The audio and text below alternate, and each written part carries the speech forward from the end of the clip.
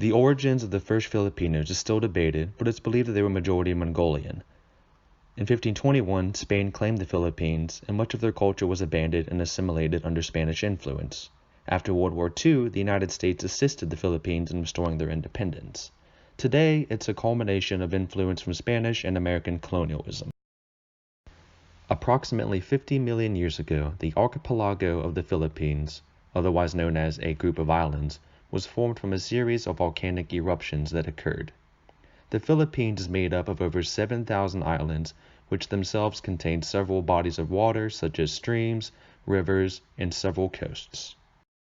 The Philippines are rich in natural resources such as numerous metal deposits like gold, silver, nickel, fertile land, coastlines, and major crops such as rice, corn, and sugarcane. Almost half of the land is forested, and there are restrictions today to preserve it.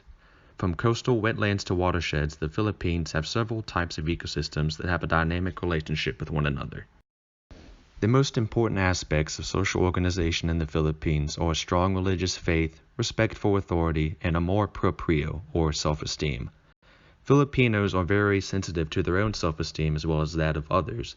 Therefore, interpersonal relationships between two individuals is very important in forming and maintaining. Within kinship, families are emphasized over the individual. The Philippines even had a civil code that established the family as a social unit that should be protected.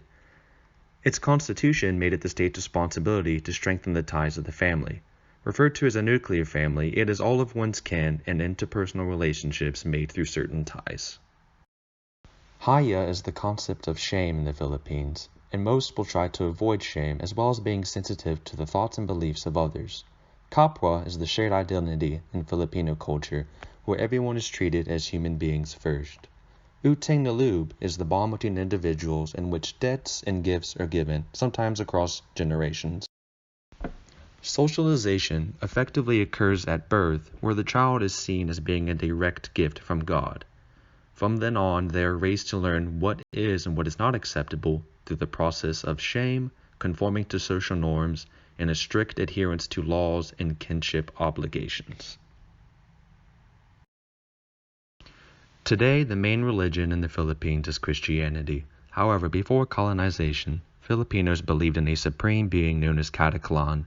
They also believed in lesser divinities known as Anitos, which were seen as having a direct impact in different areas of life. These concepts were carried over into Christianity and still remain today. In Filipino culture, face-to-face interactions are extremely valued. In public, calling out or correcting another person is also seen as unacceptable behavior. Time management is relatively unstructured, and in public, Filipinos will often walk hand in hand as a sign of affection or simply friendship. Before colonization, education in the Philippines was centered around agricultural and cultural knowledge. The Spanish brought religious and educational reform, which increased the literacy of many individuals. After they gained their independence, other westernized practices of education were brought from America to the Philippines. Filipinos heavily value religion, but they also have a great belief in supernatural powers. In the scheme of life, they see themselves as being small compared to the rest of the universe.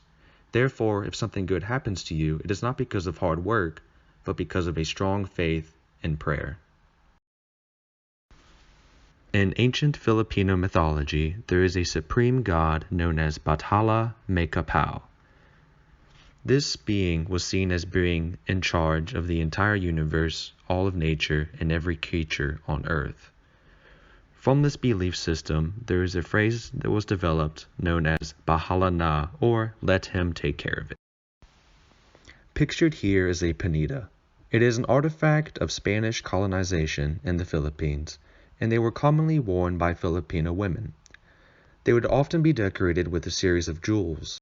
The more jewels that you had in your comb signified a higher social status, and they would show this to others in public. Tagalog is the official language of the Philippines, and it is spoken by over half of the population. There are also over 100 indigenous languages that are still spoken. Because English is so integrated into the Philippines, there is often code switching that occurs, and they will speak something known as Taglish, which is a mixture of the two languages. In certain parts of the Philippines, there are still indigenous Filipinos who practice foraging and hunting and gathering, and they take advantage of the enormous bodies of water and populations of fish. However, the rest of the Philippines has been dominated by commercial agriculture, and the majority of the land is used for trade. The economy of the Philippines centers around agriculture, forestry, and fishing.